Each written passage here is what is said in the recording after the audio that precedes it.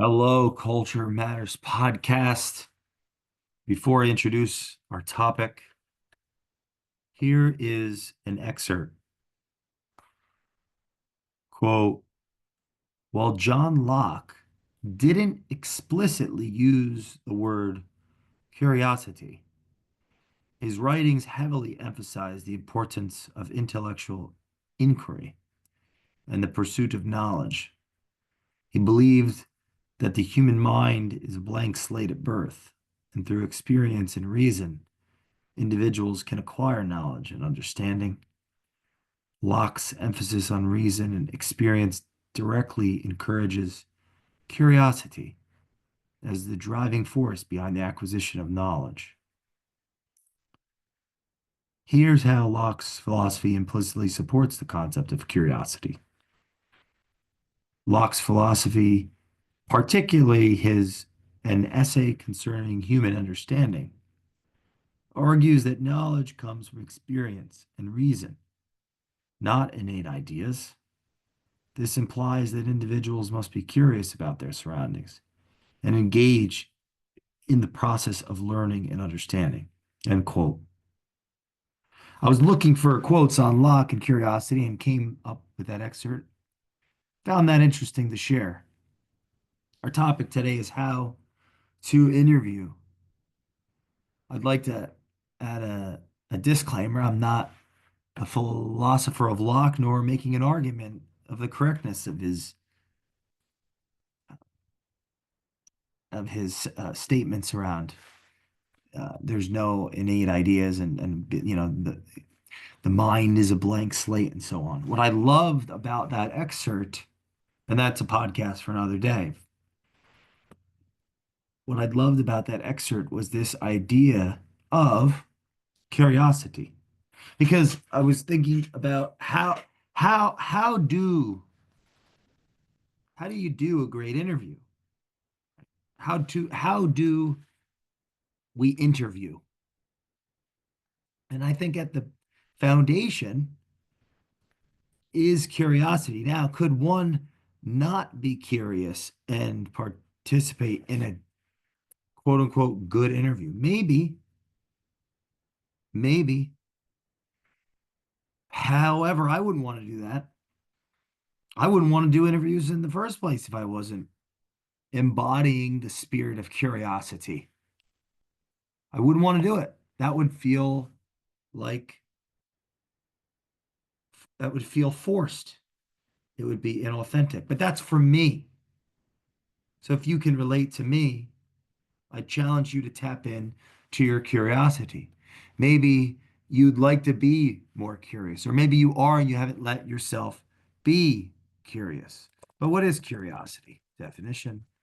Curiosity is a quality related to inquisitive thinking, such as exploration, investigation, and learning. I will speak for myself in preparing to interview people on the Culture Matters podcast. Now, at this recording, we have many different types of podcasts. There's some conversational, there's monologues like this, there's various series on different topics with different co-hosts. But if you're a tenured listener of the Culture Matters podcast, you've heard many interview format episodes of me attempting to unearth and understand and learn from our guests. And so I'll share a handful of, I'm going to share my experience of what I believe is how to interview, what I believe as of today, how to interview at the best level possible. And I think relating to inquisitive thinking, such as exploration, investigation, and learning, exploration, investigation, learning, I can relate to that. Because even before, and this goes to like, so curiosity, I think, is implicit in this whole structure. It's the glue, it's the mortar, it's the blood flowing through our body. It's you need, damn, I don't want you to do the interview if you don't have curiosity. I don't know how long you'll do it if you don't have curiosity. I don't know how you'll live with yourself if you're not being curious. If there's not curiosity, a strong desire or inclination to learn, understand, or know something. Quote, curiosity is a natural emotion or state of mind that leads to seeking information or exploring the unknown. It often drives individuals to investigate, ask questions, and explore new ideas, experiences, or areas of knowledge. I guess what's something interesting about our society up to this point, at least legacy media, what influence did the structures of power have on undermining or inhibiting curiosity in the past? For example, I've had many legacy potential guests, or a handful, at least many, it sounds like extraordinary, a handful's not agree to come on the show because they're not given preordained questions, and that's what they're used to. That's what they're comfortable at participating in, those preordained questions.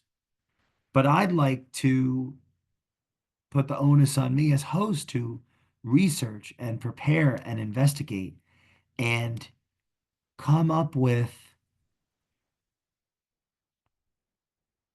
come up with the content based on that investigation, channeling curiosity, leveraging the due diligence that actually had been done, and challenging my knowledge and my humility and my intellectual uh, veracity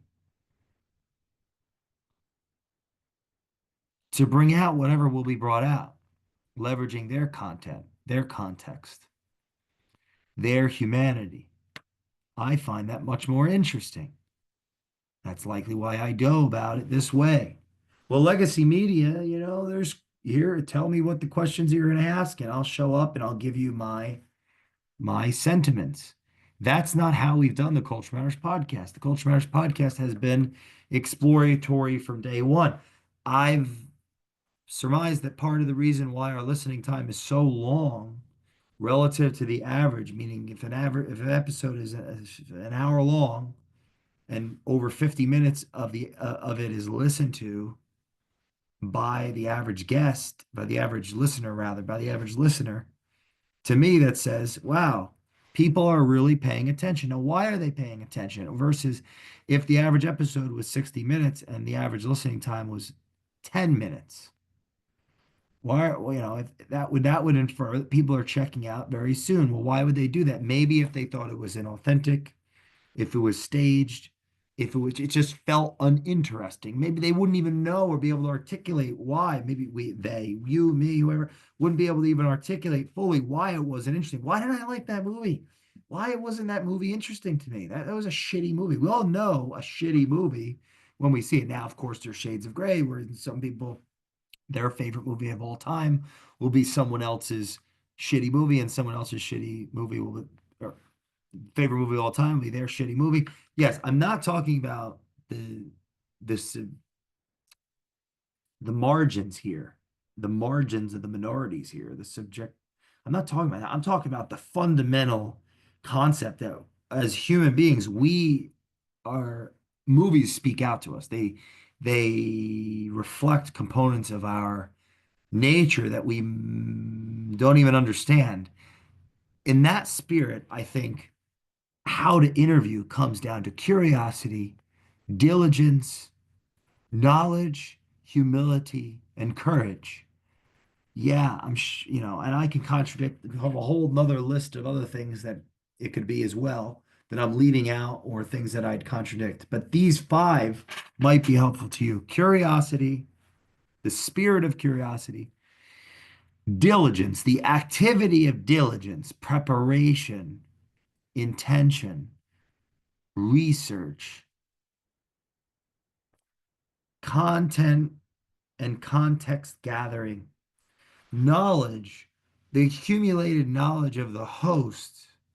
If the accumulated knowledge of the host, when curiosity and humility are mixed together, and courage is the driving force, well then the accumulated knowledge of the host can be let forth through inquiry, through questions, through imagination and intuition and feeling. They've got to mix together. So, you know, everything that if you want to interview people, you want to be you listening to this, you want to be a better interviewer. The knowledge that you've accumulated through your life from reading and writing and experiencing things and taking courses and teaching courses, all the knowledge that you've accumulated from your life influences the quality of that interview. The more knowledge can help or the more knowledge can hurt. The less knowledge can help and the less knowledge can hurt. There's a character piece to this. For example, knowledge without humility, I may not ask another probing question, restraining my reason even, or restraining my rationale, restraining my conclusion that the question I just asked and the answer I just got from the guest, that was a dud. That's not interesting to me, or I don't think that's correct. On to the next. I can, and this goes to the fifth one, curiosity. I can take a leap of and humility of faith and say, I don't think that's correct in my head. I'm not sharing this. I don't think that's correct. However, let me go deeper. I'm going to ask another question around that. I'm going to, in the moment of, from me asking that first question to them answering, and me then thinking, oh, I don't agree with that. That doesn't make any sense to me.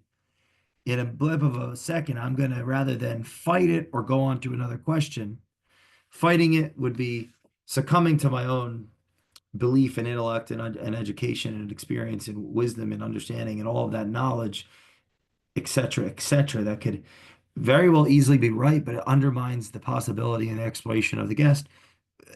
Restrain all of that, and rather than going against it, go with it. Use the knowledge to ask another question, a question that creates an opening, or imagine there's a dome above, around the guest, around your counterpart. And instead of sucking all of the air out of that dome, no, that's not how I would put it. That dome is the limiting factor, right? That's what they can conceive that they know about the subject matter, the world, etc. Instead of going against that and keeping that dome solid and the limits of their awareness and understanding and knowledge limited as a consequence of actually paradoxically trying to help or serve or give, ask another question, restrict or uh, work through the impulse to be right or to know or to continue to know what you think you know and go deeper in inquiry. And maybe a hole, a little tiny hole we poked into that dome, big enough for more exploration. Now we've got more from the guest, from your counterpart, because we're having a human conversation. We're exploring together. It's not me versus you, it's us together against and for the world, through the world. We're walking through this journey together. That's where the courage piece comes in, because I think it takes courage to be foolish, or it takes courage to not to be okay with not knowing, or yeah, or not needing to know. So curiosity is the spirit. Diligence is the activity, the time invested, the due diligence, the research. That's the culture map, the culture map, the culture map, the culture map. Biography, events, history, content, and context. It's an actual process of gathering information and intel, and not using it against one's counterpart or the guest, but using it for and with. The more context that I have as interviewer going into it, uh, the process of gathering content can lead to it's content and context, because the it changes the context too, because the more, and the context even is changed by how I relate to the guest relating to me, which will have a relationship with how much preparation has been made or the quality of that preparation. And that has a relationship with the curiosity piece that is almost it's a sacrificial act. It's a desiring and a participatory and a collaborative and a partnership uh, um, occurrence, right? So curiosity is the spirit and is this iterative, collaborative relationship between the guests, even before the show has ever started, through the due diligence, the actual sacrifice of time. So, for example, yeah, I can't as host, I can't be doing other things if I'm preparing for a conversation that didn't take place yet, which might never take place. It may never. It could be canceled the last minute. They could pass away right after it's canceled. It may never take place. So there's a sacrificial element of it in the preparation to gather the content and the context that stacks with the um, accumulated knowledge that you as host, me as host, we already have in our entire life, which can actually work against us or for us relative to that curiosity piece, relative to the diligence piece, relative to the humility piece, relative to the courage piece. Humility, knowledge without humility will undermine itself. Humility without knowledge will just show the foolish, the foolish nature. But with diligence, even if one is a fool as a consequence of lacking tremendous knowledge, they'll get enough to have a reasonable conversation with someone that they are curious about interacting with, which is the value of curiosity. Curiosity can make the fool uh, brilliant, a valuable resource to the person they're relating to for the listenership, which the listenership is gaining an exponential return on this curiosity, diligence, knowledge, humility, and courage. And even the guest is getting that's it. The guest will get something too if it's relative to how the host shows up. The story will unfold. It will be like a work of art. It will be a conversation that could very well easily have never been either had or recorded. If it had been had, then it may, if it wasn't recorded, it may as well have never happened outside of the fact that it did happen between the two souls that met at that any given time. All the conversations, the infinitesimal amount of conversations that have been had that have never been recorded. And how about the fact that when the recording hits go, in the absence of the spirit, and this is where the host has a tremendous influence on.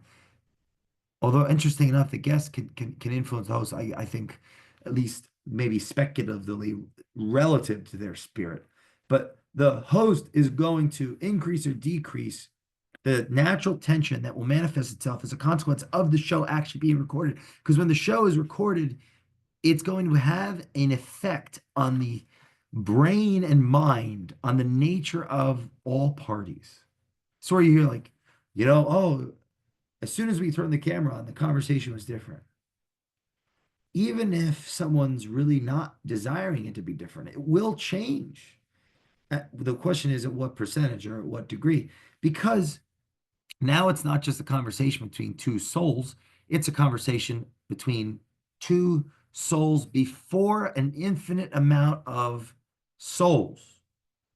But they're not souls because they're not looking at one another and engaged with one another, their intentions on one another. It's not in a current time and space, it's beyond current time and space. So they're not even souls, they're potential participants, which makes it a conversation subject to power. And what uh, burdens or works through power? It's the spirit, it's courage and curiosity, diligence, knowledge, humility. Uh, Courage works through power. The willingness to say, I don't know, and I may never know. And that's okay. I'm still going to try and go for it. That's a meaningful, faith-rooted action and activity. Having a conversation with a friend or an enemy is an opportunity to do that because the friends will become enemies very quickly.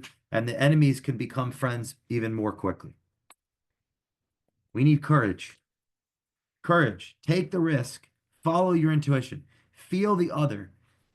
Forego the ego and put merge yourself with your counterpart for that given period of time. Become a part of them. Inhabit their body and their mind and their spirit and dance with them. Dance with them through. This is crazy. This is a crazy conversation. Listen, this might be to you a bunch of bullshit.